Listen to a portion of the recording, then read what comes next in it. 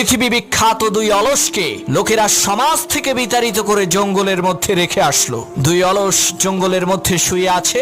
এমন সময় এক লোক ঘোড়ায় চড়ে সেই জঙ্গলের ভেতরের রাস্তা দিয়ে যাচ্ছে। সেই শুয়ে থাকা দুই অলসদের মধ্য থেকে একজন সেই ঘোড়ায় চড়া ব্যক্তিটিকে কাছে ডেকে বললেন, ভাই, আমার বুকের উপরে একটা বড়ই পড়ে আছে, তুমি একটু সেই বড়ইটা আমার মুখে তুলে দাও তো। তখন সেই ঘোড়ায় চড়া ব্যক্তিটি বলল, বেটা আহাম্মক, তুই নিজে বড়ইটা তুলে খেতে পারিস না?